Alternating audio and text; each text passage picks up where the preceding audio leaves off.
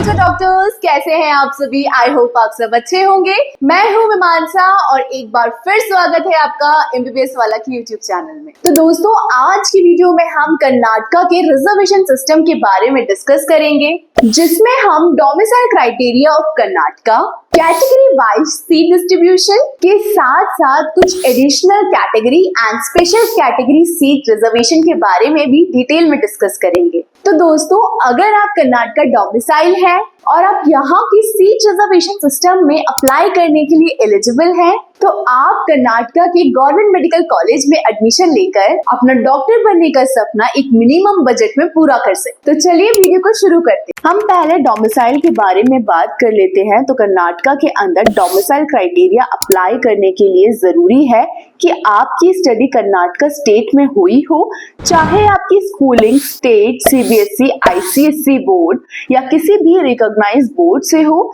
7 years of study या फिर 11th और 12th क्लास आपकी वहां से करना मैंडेटरी है।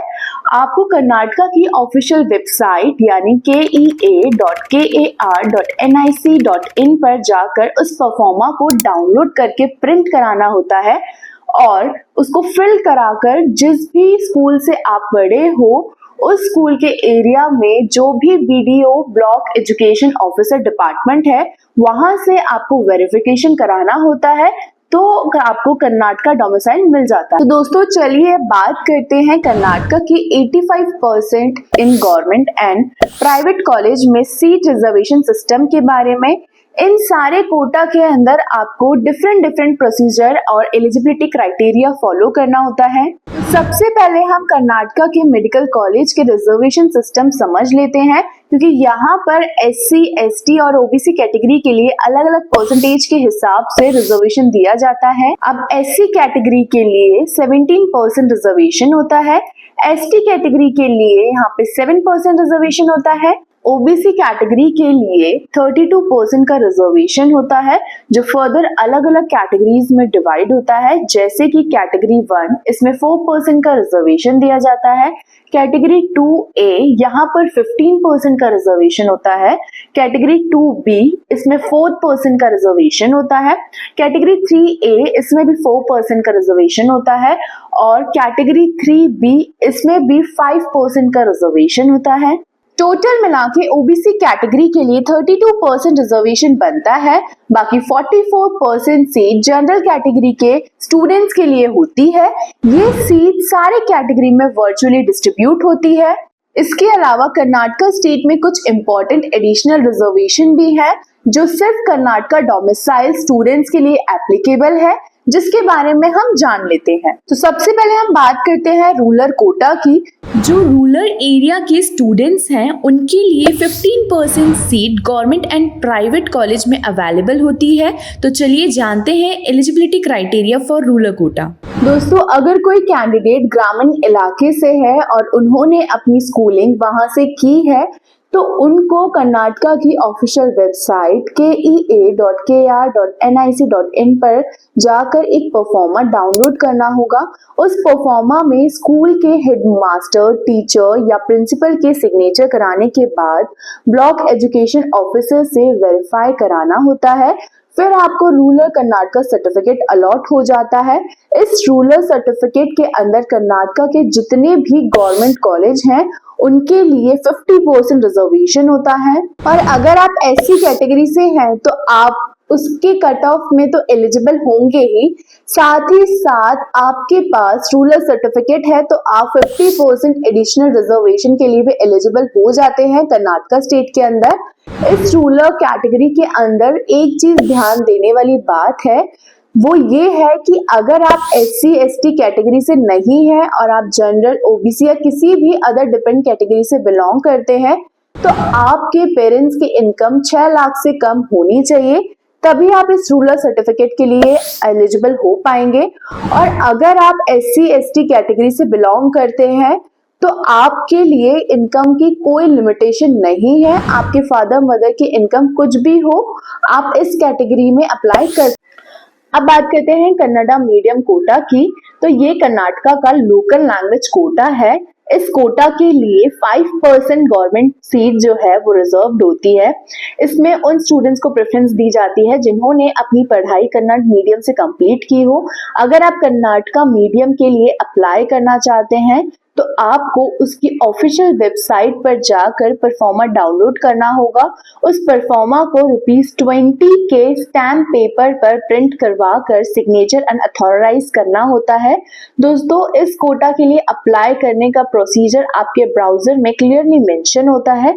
अगर आप आउट ऑफ स्टेट हैं तो हो सकता है आपको कर्नाटका की लैंग्वेज में टेस्ट देना पड़े। हम बात करते हैं हैदराबाद कर्नाटका रीजन कोटा की। अब हैदराबाद कर्नाटका रीजन स्टूडेंट्स के लिए 8% सीट रिजर्व्ड होती है। ये रिलीजन रिजर्वेशन कोटा के अंदर आता है और इसमें आर्टिकल 371J के तहत अगर आप इस पर्टिकुलर रीजन में आते हैं जो हैदराबाद कर्नाटका बॉर्डर में है, जैसे कि गुलबर्गा, बिदर्क, रायचूर और 12 डिस्ट्रिक्ट आती हैं, और अगर आप इन डिस्ट्रिक्ट से बिलोंग करते हैं तो आपके लिए 2 रिजर्वेशन सिस्टम होता है। एक तो अगर आप हैदराबाद कर्नाटका रीजन में हैं तो कुछ 70% की जो सीट है वो कर्नाटका के जितने भी गवर्नमेंट कॉलेज हैं उनमें 70% ट्रेडिशनल सीट रिजर्वेशन मिल जाता है।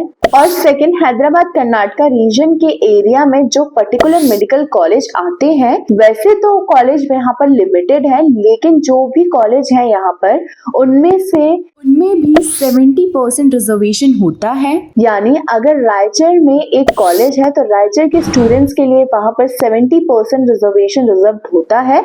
इसको हम 70-30 फॉर्मूला भी कहते हैं। 70% रिजर्वेशन वहां के लोकल स्टूडेंट्स के लिए होता है और जो 30% सीट है उस पर कर्नाटका स्टेट के किसी भी एरिया के स्टूडेंट्स अप्लाई कर सकते हैं। अब ये तो हमने कुछ एडिशनल कोटा के बारे में बात कर लिया, बट इसके अलावा कर्नाटका के प्राइवेट और गवर्नमेंट कॉलेज में कुछ स्पेशल कैटेगरीज कोटा भी होते हैं, जैसे PWD। जो PWD पर्सन विद डिसेबिलिटी यानी हैंडीकैप होते हैं उनके लिए भी कर्नाटका में 5% सीट रिजर्वेशन होता है, उसके लिए भी वो अप्लाई कर सकते हैं। इसके बाद हम बात करते हैं एनसीसी के बारे में। तो जो स्टूडेंट्स एनसीसी में पार्टिसिपेट कर सर्टिफिकेट गेन करते हैं वो इस स्पेशल कोटा कैटेगरी के लिए एलिजिबल होते हैं। इस कोटा में 10% सीट का रिजर्वेशन होता है। इसके बाद हम स्पोर्ट कोटा की बात करते हैं। तो ये कैटेगरी उन स्टूडेंट्स के लिए है जो स्पोर्ट्स में पार्टिसिपेट करते हैं और स्टेट या नेशनल लेवल पर रिप्रेजेंटेटिव होते हैं और उन्होंने मेडल अचीव किया होता है। तो इस कोटा में 7% सीट उन कैंडिडेट के लिए होती है। उसके बाद हम बात करते हैं डिफेंस कैटेगरी के बारे में। तो ये कोटा उन कैंडिडेट्स के लिए है जिनके पेरेंट्स एक्टिव डिफेंस पर्सन हैं, चाहे वो इंडियन आर्मी, नेवी या एयरफोर्स से हो। उनके बच्चों के लिए इस कोटा में 10% सीट रिजर्व्ड होती है, पर इसके लिए वैलिड डॉक्यूमेंट सबमिट करना इम्पोर्टेंट है। अभी हमने डिफेंस कैटेगरी समझ लिया है, इसके बाद हम एक्स डिफेंस कैटेगरी के बारे में जानते हैं। तो इसमें उन कैंडिडेट्स को 10% सीट दी जाती है जिनके parents retired defence person, ex serviceman होते हैं।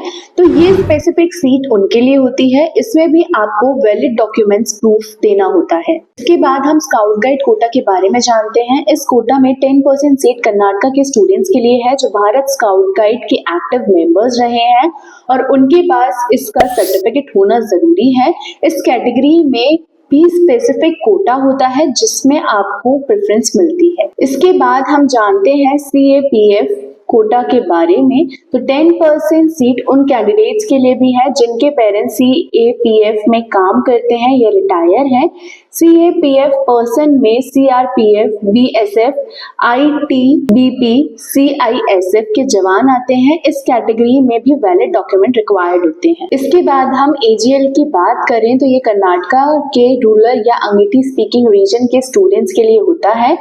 अगर आप कर्नाटका के रिमोट स्पीकिंग एरिया से आते हैं तो आपको इस कैटेगरी में 1% सीट का बेनिफिट मिल सकता है। में लोकल लैंग्वेज प्रोफिशिएंसी का प्रूफ देना होता है। फिर बात करेंगे लिंग्विस्टिक माइनॉरिटी कोटा के बारे में।